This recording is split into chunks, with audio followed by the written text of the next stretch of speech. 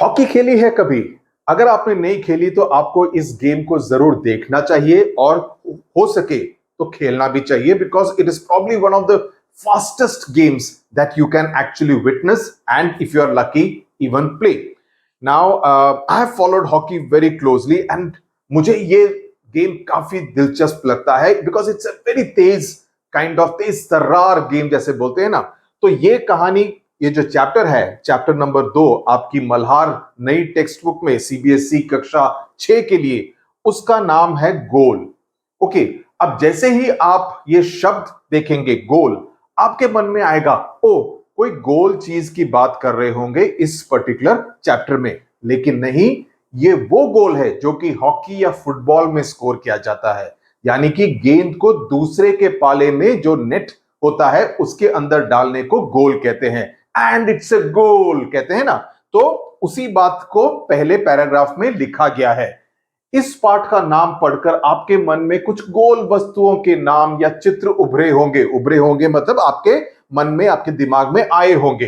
गोल गेंद, गोल रोटी, गोल चंद्रमा full moon night पर, राइट. आदि, आदि का मतलब एटसेट्रा. मैं इंग्लिश में अनुवाद करता रहूंगा जो ताकि जो साउथ इंडियन से दक्षिण भारत के बच्चे हैं या ईस्टर्न भारत के बच्चे हैं, पूर्वी भारत के बच्चे हैं जिनको की हिंदी ज्यादा अच्छी समझ में नहीं आती, उनको भी सहायता मिले. Okay, so I will keep translating it into English a bit.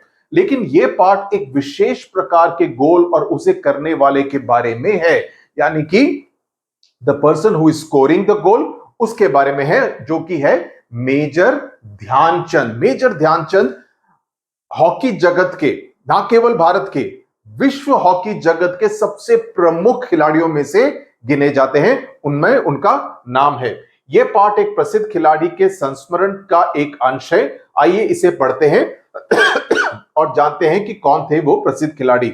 संस्मरण, इस शब्द का अर्थ क्या है? तो मैंने शब्दकोश यानी कि डिक्शनरी में देखा, तो उसमें इसका अर्थ है, इट ट्रांसलेट्स इनटू, अगर इंग्लिश शब्द की बात करें तो मेमोइर्स, MEMOIR, यानी कि कुछ याद करना, अपने अपने बीते जीवन के बारे में याद करना. तो ये जो चैप्टर है ये मेजर ध्यानचंद ने खुद लिखा है उनकी किताब में. तो इसका मतलब है कि मेजर ध्यानचंद अपने उस समय के बारे में याद कर रहे थे जिसका कि वर्णन इस पर्टिकुलर चैप्टर में किया गया है. सो इट रेफर्स टू, तो डिक्शनरी मीनिंग क्या है? It refers to the act of recalling और रिमेंबरिंग पास्ट इवेंट्स, जो कि पहले हो चुका है आपकी जिंदगी में, ऑफन इन ए रिफ्लेक्टिव और नॉस्टैल्जिक मैनर. यानी कि उसकी याद करते हुए आपको अच्छा लगा होगा कि हां मेरे साथ ऐसा हुआ था. आप भी हैं, अभी आप 6ठी कक्षा में हैं, आपके साथ कोई घटना हुई होगी जब आप पहली या दूसरी कक्षा में रहे होंगे, जिसको कि आप काफी अच्छा मानते हैं कि ओ अच्छा हुआ, मेरा बर्थडे पार्टी बहुत बढ़िया था, उसमें हमने ये गेम्स खेले, इतना मजा आया. तो उसके बारे में काफी आप रोचक होके you think about it in a very fond manner. That's what is being spoken about in this particular story. संस्मरण is a written account in literature. साहित्य की बात करें, अंग्रेजी साहित्य या हिंदी लिटरेचर की बात करें, तो संस्मरण is generally a written account of past experiences and memories. Okay, so ये तो था शब्दकोश में जो इसका मीनिंग है, डिक्शनरी मीनिंग. ओके, अभी हम चलते हैं. I hope you can see the size clearly. in any case आपकी किताब भी होगी, मैं उम्मीद करता हूं. अगर नहीं है तो पीडीएफ तो मिल ही जाएगा. मैं इसको थोड़ा सा बड़ा करके देखता हूं कि स्क्रीन में फिट होता है या नहीं. अगर फिट होता है तो वाह, वंडरफुल, फिट होता है. तो चलिए चलते हैं. खेल के मैदान में धक्का मुक्की और नोकझोंक की घटनाएं होती रहती हैं. नाउ जो इंपॉर्टेंट वर्ड्स हैं उसको मैं अंडरलाइन करता रहता हूं. आप नोटबुक में इसको लिख लीजिए ताकि आपको हर एक शब्द का अर्थ पूरी तरह से समझ में आ जाए, कोई भी डाउट या आशंका नहीं रहे. जो भी मैं हिंदी शब्द का इस्तेमाल करूं, आप उन्हीं शब्दों का इस्तेमाल अपने उत्तरों में करने की कोशिश कीजिए ताकि आपके उत्तर ज्यादा से ज्यादा अच्छे लगे. धक्का मुक्की का मतलब क्या है? जॉसलिंग, इसको इंग्लिश में बोलते हैं, और मैं यहां पर आपको अंग्रेजी भी सिखा दूंगा, तो आपकी हिंदी के साथ साथ अंग्रेजी भी बेहतर हो जाएगी. तो इसका मतलब है जॉसलिंग. ओके, अगर इसको आईएनजी के बिना लिखना हो तो शब्द है जॉसल. जॉसल इज द वर्ब, अगर जॉसलिंग आईएनजी के साथ प्रेजेंट कंटिन्यूअस टेंस में यूज करना हो तो जॉसलिंग, यानी कि धक्का मुक्की। फुटबॉल, हॉकी, रग्बी वगैरह में देखते हैं ना कि धक्का मुक्की काफी होती है खिलाड़ियों के बीच में। नोक झोंक, यानी कि इट्स नोक झोंक का मतलब एक टीजिंग सेंस में भी किया जा सकता है कि आप दूसरे को चिढ़ा रहे हैं या कुछ ऐसा काम कर रहे हैं कि दूसरा खिलाड़ी आपसे थोड़ा सा इरिटेटेड हो जाता है, राइट? तो उस चक्कर में नोक झोंक का शब्द का भी इस्तेमाल किया जाता है। कि घटनाएं यानी कि इंसिडेंट्स होती रहती हैं, तो खेल के मैदान में all this happens on the play field. खेल में तो ये सब चलता ही है, राइट? जिन दिनों हम खेला करते थे उन दिनों में भी ये सब चलता था, यानी कि when we were players, when we were playing, we are talking about an olden times. I just talked about संस्मरण, right? तो जब हमारे जमाने में था, because this book has been written by Major Dhyanchand much after he had become very famous. So he's talking about the time when he started as a young person beginning to play hockey, right? तो आपको उस नजरिए से देखना पड़ेगा। जैसे मैंने आपको छठी कक्षा और पहली कक्षा के जन्मदिन की पार्टी के बारे में बताया, उसी तरह क्या ये उदाहरण है। सन, इसको हिंदी में क्या कहते हैं? 31, 32, 33। 1933 में की बात है। उन दिनों में मैं पंजाब रेजिमेंट की ओर से खेला करता था ना। Punjab regiment is a unit in the army, okay? Of course this is before independence, but अभी भी you have Maratha regiment, Punjab regiment, Madras regiment, you have all, Gorkha regiment, you have all regiments, okay? So इसको in the army you have these kind of units. So he used to play on behalf of Punjab regiment, okay? की ओर से hockey खेला करता था। एक दिन Punjab regiment और सेपियर्स and miners team, ये दूसरी टीम है, ये भी एक दूसरा यूनिट है, राइट? के बीच मुकाबला हो रहा था। माइनस टीम के खिलाड़ी मुझसे गेंद छीनने की कोशिश करते, लेकिन उनकी हर कोशिश बेकार जाती। So they were trying to snatch the ball away from Major Dhyanchand so that he does not get control of the ball. So that was what was happening on the hockey field when the match was taking place between Punjab regiment and the Sapiers and Miners team. Miners मतलब ये MINORS नहीं है, MINERS। Sapiers का spelling English में ये है, okay? इतने में एक खिलाड़ी ने गुस्से में आकर हॉकी स्टिक मेरे सर पे दे मारी। सो समवन, उसने हॉकी स्टिक से ही हिट हिम, इन ध्यानचंद को। मुझे मैदान से बाहर ले जाया गया। So he had to be taken out of the field for administering first aid, की जो मेडिकल अटेंशन चाहिए होता है उसके लिए ध्यानचंद को हॉकी ग्राउंड से बाहर ले जाया गया। थोड़ी देर बाद मैं पट्टी बांधकर, बैंडेज बांधकर फिर मैदान में आ पहुंचा। आते ही मैंने उस खिलाड़ी की पीठ पर हाथ रखा, that he पैटेड him on the back and कहा, तुम चिंता मत करो, डू नॉट गेट वरीड, तुम चिंता मत करो, इसका बदला मैं जरूर लूंगा। What you did to me by hitting me with the hockey stick, I will take revenge for this. So he is kind of, what is he doing? चेतावनी दे रहा है। प्लीज नोट कर लीजिए अपनी नोटबुक में, इस शब्द का इस्तेमाल कीजिए अपने उत्तर में, कि ध्यानचंद ने दूसरे खिलाड़ी को चेतावनी दी कि तुमने जो मेरे साथ किया है मैं उसका बदला जरूर लूंगा। That what you did to me, I will definitely take revenge for that. मेरे इतना कहते ही वो खिलाड़ी घबरा गया। वो खिलाड़ी, he got a little worried. घबरा मींस ही गॉट वरीड। अब हर समय मुझे ही देखता रहा कि मैं कब उसके सर पर हॉकी स्टिक मारने वाला हूं।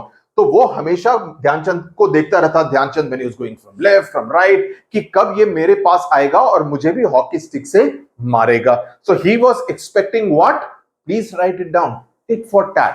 टिट फॉर टैट का मतलब है अंग्रेजी में जैसी करनी वैसी भरनी, कि अगर आपने मेरे को हॉकी स्टिक से मारा है तो मैं भी हॉकी स्टिक से तुमको मारूंगा। तो जब उस ध्यानचंद ने उनको कहा कि मैं इसका बदला जरूर लूंगा, तो दूसरे खिलाड़ी ने सोचा कि जरूर ये मेरे को भी, मुझे भी हॉकी स्टिक से मारेगा। मेरे को बोलने की आदत है, ये हैदराबादी हिंदी है। मैंने एक के बाद एक झटपट 6 गोल कर दिए। ध्यानचंद स्कोर्ड 6 गोल्स, और यहां से आता है कहानी का शीर्षक, यानी कि स्टोरी का टाइटल, राइट? खेल खत्म होने के बाद मैंने फिर उस खिलाड़ी की पीठ थपथपाई। He again patted him on the back और कहा, दोस्त खेल में इतना गुस्सा अच्छा नहीं, that you should not get so angry on the play field. मैंने तो अपना बदला ले ही लिया है, I have taken my revenge. अगर तुम मुझे हॉकी नहीं मारते तो शायद मैं तुम्हें 2 ही गोल से हराता। दैट अगर आपने मुझे हॉकी स्टिक से नहीं मारा होता तो मैं शायद आपके खिलाफ सिर्फ 2 गोल मारता, लेकिन मुझे बदला लेना था तो इसलिए मैंने इतने सारे गोल दागे। कितने गोल? 6 गोल दाग दिए, right? So he saying, so that was Dhyanchand's way of taking revenge on the play field. जैसे सचिन तेंदुलकर के बारे में बोलते हैं ना लोग, तेंदुलकर के बारे में क्रिटिसाइज करते रहते हैं। तेंदुलकर कुछ बोलते थे नहीं, वो अंग्रेजी में एक कहावत है, he let his bat do the talking, कि वो अपने क्रिकेट से अपने आलोचकों का, जो भी उनके खिलाफ आलोचन करते थे, उनका जवाब देते थे अपनी बैट के द्वारा। Okay, so he let his bat do the talking बोलते हैं, अंग्रेजी में ये फ्रेज है। सो ही सेज, वह खिलाड़ी सचमुच बहुत शर्मिंदा हुआ तो देखा आपने मेरा बदला लेने का ढंग। दो ही सेइंग कि did you notice how I took revenge on the play field with my ability to play well, कि मैं कितना अच्छा हॉकी खेल सकता हूं, ये नहीं कि मैं भी उसको जाके हॉकी स्टिक से मार दूं, वो सही तरीका नहीं है। सच मानो बुरा काम करने वाला आदमी हर समय इस बात से डरता रहता है कि उसके साथ भी बुराई ही की जाएगी। तो he says that anyone who does bad, और ये इंपॉर्टेंट लाइन है, सेंटेंस है इस पूरे चैप्टर में, कि कहने का मतलब यह है कि अगर आप किसी के साथ बुरा करते हैं तो हमेशा आपके मन में यह डर लगा रहता है कि मेरे साथ भी ऐसा ही सलूक किया जाएगा, someone will take revenge for me, जैसा मैंने कहा टिट फॉर टैट, जैसी करनी वैसी भरनी, तो वही बदला मुझसे भी लिया जाएगा। तो ये डर हमेशा लगा रहता है। सो ये एक इंपॉर्टेंट सेंटेंस है इस पूरे चैप्टर में। दूसरे पेज पे चलते हैं। आज मैं जहां भी जाता हूं बच्चे व बूढ़े मुझे घेर लेते हैं, the young and the old surround me, घेरे मतलब घेर लेते हैं मतलब दे सराउंड मी, और मुझसे मेरी सफलता का राज जानना चाहते हैं, they want to know the secret of my success. सफलता का राज फॉर पीपल इन दक्षिण भारत, सफलता मीन्स सक्सेस, का राज means the secret of my success. मेरे पास सफलता का कोई गुरु मंत्र नहीं है, that I don't have any kind of guru mantra. गुरु मंत्र मतलब कोई सीक्रेट नहीं है मेरे पास, कि that some secret which has been passed on to me by someone superior to me, ऐसा कुछ नहीं है। गुरु मंत्र, जो मंत्र गुरु दे उसको गुरु मंत्र कहते हैं। हर किसी से यही कहता हूं कि लगन, साधना और खेल भावना, ये 3 शब्दों को आप प्लीज नोट कर लीजिए। ये काफी इंपॉर्टेंट शब्द हैं क्योंकि इसके ऊपर आपसे प्रश्न पूछा जा सकता है। लगन यानी कि dedication, please write down the English meaning ताकि आपको पूरी तरह से समझ में आ जाए। लगन मतलब कि मेरे को ये करने का ही है, so there is a dedication when you do it. साधना means hard work, practice, exercise, training, everything is sadhana. जैसे बोलते हैं ना कि अगर संगीत सीख रहे हैं तो संगीत में काफी रियाज करेंगे, काफी साधना करेंगे तो आप अच्छे संगीतकार, अच्छे गायक बन सकते हैं। और खेल भावना, खेल भावना को अंग्रेजी में कहेंगे स्पिरिट ऑफ द गेम, यानी कि स्पिरिट ऑफ द गेम में यह होता है फेयर प्ले जिसको बोलते हैं, कि आप गेम को, खेल को सही ढंग से खेलें, कि जो नियम बनाए गए हैं उन नियमों को ना तोड़ते हुए उस खेल को खेलें और उस खेल के नियमों के अंदर आप ज्यादा से ज्यादा अच्छा प्रदर्शन करें, कि सफलता सबसे बड़े मंत्र है। तो मेरा कहने का मतलब है कि लगन, साधना और खेल भावना सबसे महत्वपूर्ण खेल मंत्र हैं, सबसे बड़े मंत्र हैं। मेरा जन्म 1904 में प्रयाग में एक साधारण परिवार में हुआ। प्रयाग मतलब जैसे मैंने मातृभूमि में भी बताया था, जहां पर त्रिवेणी मिलती है, तीनों नदियां, गंगा, जमुना और सरस्वती, जिसको कि संगम कहते हैं, वो है जगह प्रयागराज, जिसका कि पहले नाम था इलाहाबाद। तो प्रयागराज में 1904 में ध्यानचंद का जन्म हुआ और काफी साधारण, काफी ordinary, not very well to do family. बाद में हम झांसी आकर बस गए। Later on they move to this place called Jhansi which is also in Uttar Pradesh. Okay, 16 साल की उम्र में मैं फर्स्ट ब्राह्मण रेजिमेंट में एक साधारण सिपाही के रूप में भर्ती हो गया। So first he joined the Indian Army and पहले पंजाब रेजिमेंट से पहले his regiment was called first Brahmin regiment। मैं एक साधारण सिपाही, सो इसका मतलब है ध्यानचंद भी ब्राह्मण ही रहे होंगे। मैं एक साधारण, उनके सन का नाम था अशोक कुमार, जो भी वो भी हॉकी खेले थे उसके बाद। मैं एक साधारण सिपाही के रूप में भर्ती हो गया। मेरी रेजिमेंट का हॉकी खेल में काफी नाम था, पर खेल में मेरी कोई दिलचस्पी नहीं थी। दिलचस्पी का मतलब I had no interest in the game.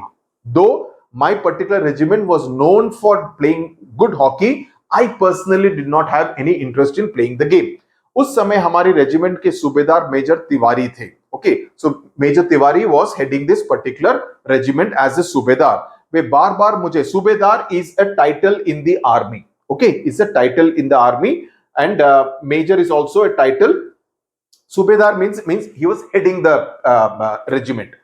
वे बार बार मुझे हॉकी खेलने के लिए कहते, he would tell me to play hockey. हमारी छावनी, छावनी means the place where the army, that unit would be station, that would be called chhavni. छावनी को इंग्लिश में जो शब्द है उसको इंग्लिश में क्या कहते हैं?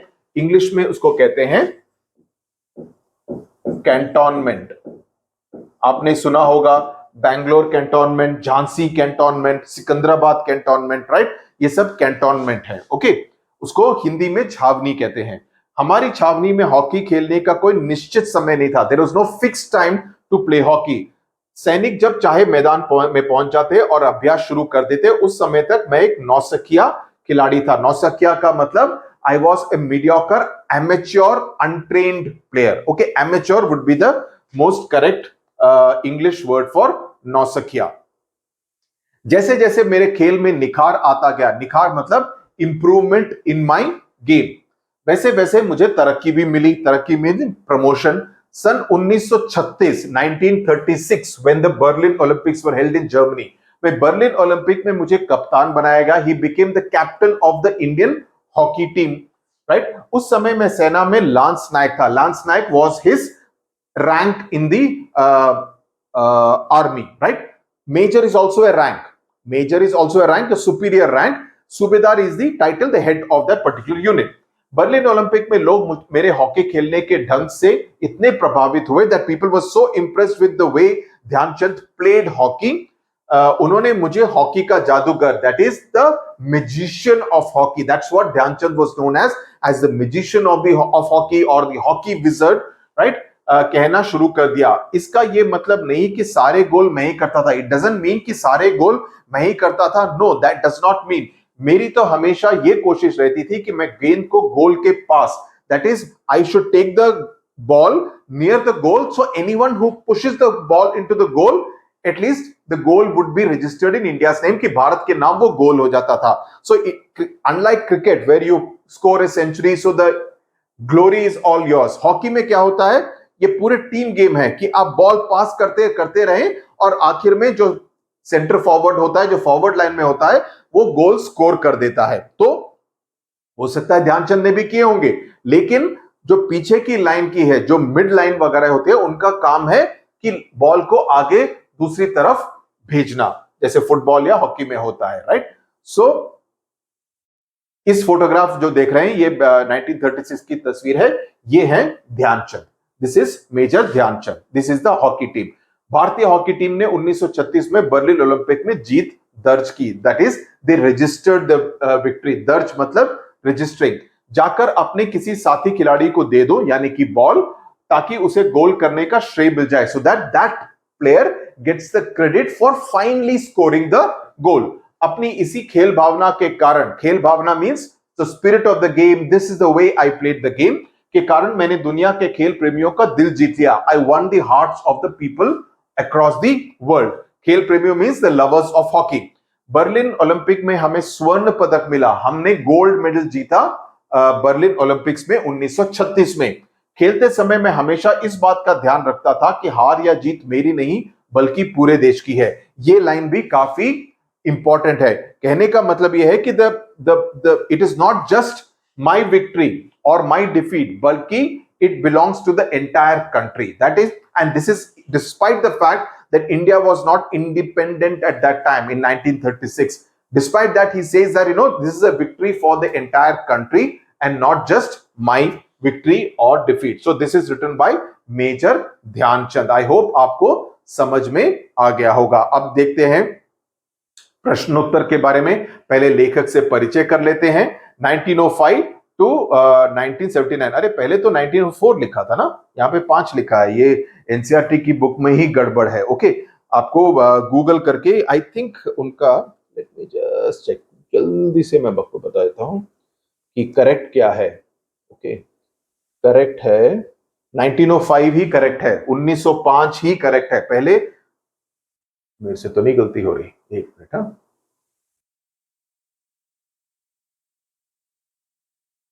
यहां पर 1904 में लिखा है तो ये गलत है, यहां पर 1905 होना चाहिए। ओके, आप ये चेंज जरूर कर लीजिए। ओके, चलिए चलते हैं। एनसीईआरटी में ऐसी गलतियां नहीं होनी चाहिए, ताकि शायद उनकी बुक में ही गलती की गई हो और उसी के जरिए, लेकिन अपने अपना डेट ईयर ऑफ बर्थ कौन गलत लिखेगा। यदि कोई खिलाड़ी अपनी आत्मकथा यानी कि ऑटोबायोग्राफी, आत्मकथा मतलब ऑटोबायोग्राफी का नाम गोल रखे, सी कोशिश यही कीजिए कि आपकी किताब में जो जो शब्द हैं, जो भी नए शब्द हैं, उनको उनका मतलब आप ठीक से समझ लीजिए और अपनी बोलचाल में उसका इस्तेमाल कीजिए, ताकि वो आपकी वोकैबुलरी का भाग बन सके। That will really help you improve your Hindi, specially जो कि जिनकी हिंदी मातृभाषा मदर टंग नहीं है। तो इस नाम को पढ़कर इतना तो तुरंत समझ में आ जाता है कि उसे खेल में से कितना प्यार रहा होगा। जी हाँ, वे अमर खिलाड़ी हैं, हॉकी के जादूगर कहे जाने वाले मेजर ध्यानचंद। इतने महान कि भारत उनके जन्मदिन को राष्ट्रीय खेल दिवस, so his date of birth is celebrated as national sports day. And जो खेल रत्न से सम्मानित किया जाता है वो भी मेजर ध्यानचंद के नाम पर ही रखा गया है, जिससे लाखों भारतवासी उनके जीवन से प्रेरणा ले सके। इतने महान खिलाड़ी का भारत का सर्वोच्च खेल पुरस्कार खेल रत्न उनके नाम पर दिया जाता है। So it's called the major Dhyan Chand Khel Ratna award. हर साल ये दिया जाता है। ओके, अब चलते हैं बाकी प्रश्नों पर। दोस्त, खेल में इतना गुस्सा अच्छा नहीं, मैंने तो अपना बदला ले ही लिया है। अगर, और इसमें अभी मैं सारे प्रश्नों का उत्तर नहीं दूंगा, कुछ तो आपको होमवर्क के रूप में करना पड़ेगा, ताकि आप उस चैप्टर को फिर से पढ़ें और चैप्टर में ही उत्तर होगा, उससे आप प्रश्न निकाल सकते हैं। जो आसान आसान है, वो जो एमसीक्यूज है, मैं वो नहीं करूंगा, ये आप कीजिए और मेरे को कमेंट से बताइए कि कौन सा सही उत्तर होगा। ओके, ये दोनों आप खुद कीजिए। ओके, बिकॉज ये चर्चा वाले, अरे चर्चा वाले चर्चा वाले हैं, तो ये तो आप खुद कीजिए। आगे चलते हैं, पाठ में से चुनकर। अभी इसमें जो मैचिंग वाले हैं, ये बार बार ये क्यों रहा है यार। बिकॉज मेरे को क्या लगता है वो कैमरा पे बाहर ना चला जाए, वो पहले एक स्टोरी में ऐसा हो गया था। ओके, लांस नायक क्या है? Lance Naik is a rank in the thing. Berlin Olympic जो 1936 में हुआ, उसके बाद आप मैच कर लीजिए, मैं इसको देख के करता हूं। Punjab regiment, again a unit in the army. CPS and minus team, ये भी एक यूनिट है। सूबेदार, which is it is title, इसमें से कौन सा होगा? एक पद, एक रैंक। छावनी, which is what I told you, the cantonment, यहां पर सैनिकों का रहने का क्षेत्र। ओके, अब चलते हैं मुख्य प्रश्नों पर। बुरा काम करने वाला आदमी हर समय इस बात से डरता है कि उसके साथ भी बुराई की जाएगी। मैंने आपको बता दिया कि अगर आप किसी के साथ बुरा करते हैं तो आपको हमेशा ये डर लगा रहता है कि दूसरा आदमी अपना बदला लेने की कोशिश करेगा और जो आपने उसके साथ किया वो वही काम आपके साथ भी करेगा। अगर बाई चांस, उदाहरण दूं तो आप क्लास में हैं, वो होता है ना, हिंदी में बोलते हैं अड़ंगी देना, कोई चल के आ रहा है, आप अपना पैर सडनली बाहर कर दे तो वो करके वो ट्रिप होके गिर सकता है और काफी चोट लग सकती है। बाकी लोग हंसेंगे, ये नेचुरल ह्यूमन टेंडेंसी है जो कि काफी इनसेंसिटिव मानी जाएगी, लेकिन दूसरा बंदा कहे सोचेगा इसका तो मैं बदला लेके रहूंगा। अब आपके मन में हमेशा ये डर लगेगा कि मैं जब चलूंगा यही लड़का मेरे को भी, मुझे भी वही करेगा, पैर लगाएगा और मुझे अड़ंगी देके गिराने की कोशिश करेगा। तो आपके मन में, चूंकि आपने एक बुरा काम किया है, दूसरे का मजाक उड़ाया है, दूसरे को गिराया है, उसकी वजह से आपके मन में भी हमेशा यह डर लगा रहेगा कि मैंने बुरा काम किया तो कोई दूसरा भी मेरे खिलाफ बुरा काम करने की कोशिश करेगा, बुराई की जाएगी। मेरी तो हमेशा ये कोशिश रहती थी कि मैं गेंद को गोल के पास ले जाकर अपने किसी साथी खिलाड़ी को दे दूं ताकि उसे गोल करने का श्रेय मिल जाए। अपनी इसी खेल भावना के कारण मैंने दुनिया के खेल प्रेमियों का दिल जीत लिया। तो इसका मतलब क्या है कि मैं पूरा श्रेय अपने सर पर नहीं लेता हूं। मैं चाहता हूं कि भारत गोल दागे, क्योंकि फाइनली स्कोर लाइन पे क्या होगा, इंडिया 6 जर्मनी 2, राइट। उदाहरण पे दूं तो अगर आप इंडिया और भारत और जर्मनी के बीच का हॉकी मैच देख रहे हैं, जर्मनी भी काफी अच्छा हॉकी खेलती है, तो उसके चलते ये नहीं होगा कि उसके नीचे आएगा कि किसने गोल किया, लेकिन फाइनली क्रेडिट गेम कौन जीतता है, देश जीतता है। तो ये देश और खेल भावना के तहत मेजर ध्यानचंद का ये मानना था कि ये फर्क नहीं पड़ता कि मैं गोल करूं या दूसरा खिलाड़ी गोल करे। मेरी कोशिश हमेशा ये रहती थी कि गेंद को गोल के पास ले जाऊं ताकि भारत का दूसरा खिलाड़ी गोल दाग दे और भारत को फायदा हो, भारत मैच जीत जाए। सोच विचार के लिए, ध्यानचंद की सफलता का क्या रहस्य था? जो 3 मंत्र उन्होंने बताए, लगन, साधना और खेल भावना, वो उनका रहस्य था जो जिसके बारे में वे दूसरे लोगों को कहते थे। किन बातों से ऐसा लगता है कि ध्यानचंद स्वयं से पहले दूसरों को रखते थे? जिस तरह से वो गोल की तरफ उनका जो नजरिया था, जिसके बारे में मैंने अभी भी बताया, उसकी बात आपको इस उत्तर में लिखनी है।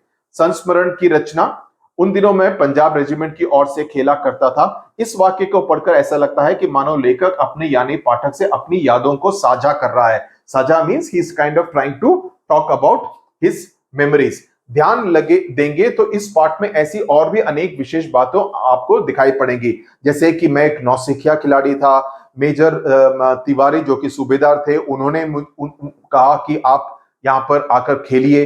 तो हर समय हॉकी खेलते थे, कोई एक निश्चित समय नहीं था। तो एक तरह से जो उनकी पुरानी बातें थी, लोग उनको घेर लेते थे और उनका गुरु मंत्र पूछते थे। तो ये सभी जो यादें हैं, उन सभी का वर्णन इस पर्टिकुलर चैप्टर में किया गया है। तो आप इन सभी बातों को अपने उत्तर में लिख सकते हैं। अपने अपने समूह में मिलकर इस संस्मरण की विशेषताओं की सूची बनाएं। So you can sit with your classmates and make a list of all this incidents. अपने समूह की सूची को कक्षा में सबके साथ शेयर करें। साझा करें means you share it with everyone, okay, present it before everyone. अब यहां पर शब्दों के जोड़े विभिन्न प्रकार के, ये इंटरेस्टिंग है, इसमें करने में मजा आएगा। जैसे जैसे मेरे खेल में निखार आता गया, वैसे वैसे मुझे तरक्की भी मिलती गई। अब ये देखिए, जैसे हाइफन जैसे, वैसे हाइफन वैसे, इसका अर्थ क्या है? इस वाक्य में जैसे जैसे और वैसे वैसे शब्दों को जोड़े हैं, जिनमें एक शब्द 2 बार उपयोग में लाया गया है, ओके। और इसको अंग्रेजी में बोलते हैं हाइफन, जो डंडी होती है बीच में, उसको इंग्लिश में बोलते हैं हाइफन, HYPHEN, ओके।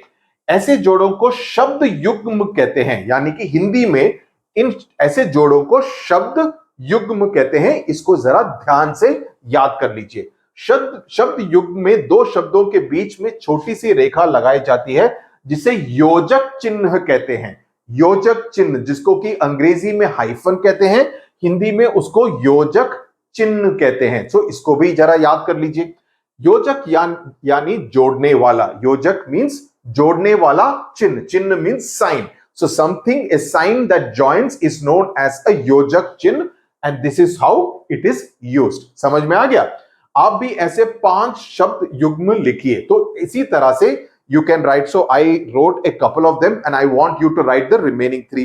तो पास पास, ओके, अरे वो पास पास ही होगा कहीं पे, ओके, वो दोनों पास पास बैठे हैं, राइट, वो दोनों पास पास बैठे हैं। कैसे कैसे, अरे कैसे कैसे लोग आ जाते हैं यहां पर यार, राइट। हम बोलते हैं ना, अरे कैसे कैसे, अरे कैसे कैसे लोग आ गए हैं इस पार्टी में, राइट। तो मैंने आपको 2 बता दिए, अभी आप 3 और अपने आप लिखे। ये आपका होमवर्क क्वेश्चन नंबर 2।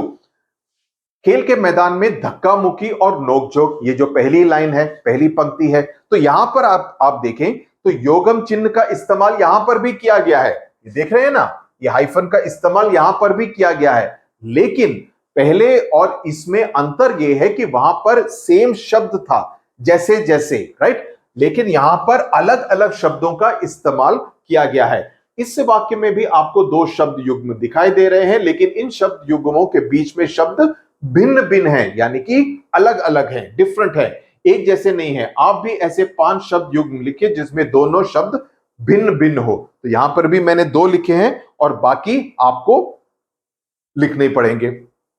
तो एक शब्द तो हो गया जैसे तैसे। अरे जैसे तैसे करके मैंने ये होमवर्क खत्म कर दिया, ये प्रोजेक्ट वर्क खत्म कर दिया। जैसे तैसे means with great difficulty somehow और द अदर मैंने ये होमवर्क खत्म कर दिया।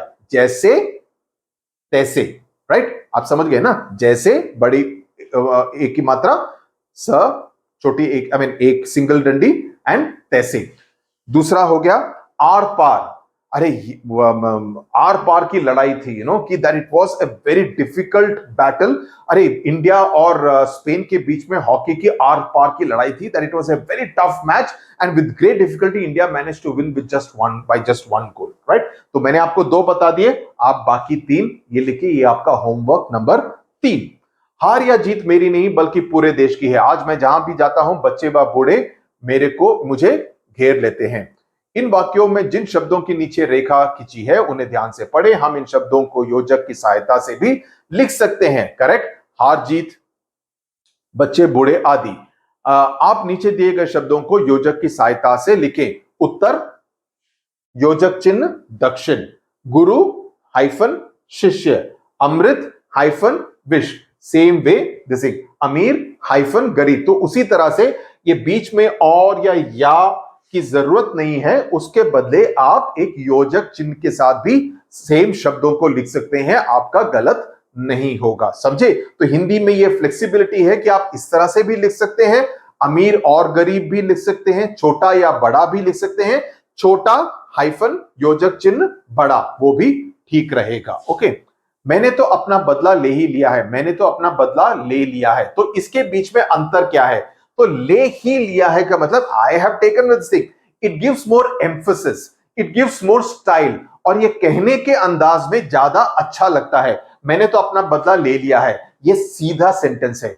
मैंने तो अपना बदला ले ही लिया है means it has a bit of a in Tamil there is a word kolpu, means there is a sense of arrogance, there is a sense of मैंने तो अपना बदला ले ही लिया है, मींस मैंने तो ठीक ठाक कर लिया है, जो तुमने किया उससे भी बढ़ चढ़कर मैंने बदला ले लिया है। मैंने तो अपना बदला ले लिया है, it is a more straight kind of sentence, right? ये एक डिफरेंस है।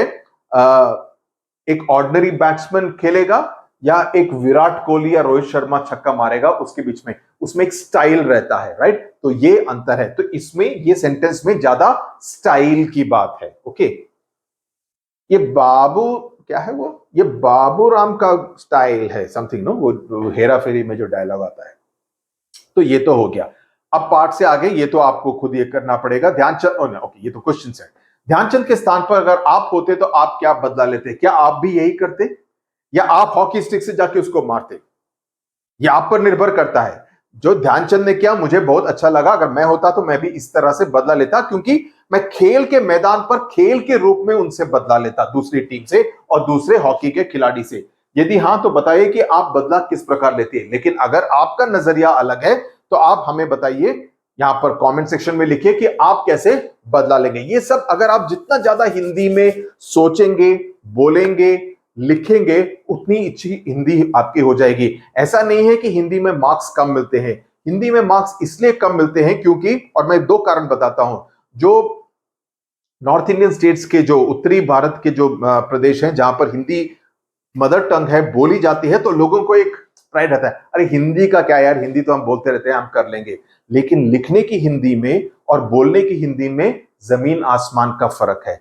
तो वो उसी शैली में आप हिंदी नहीं लिख पाते, इसी वजह से आपकी हिंदी में मार्क्स कट जाते हैं।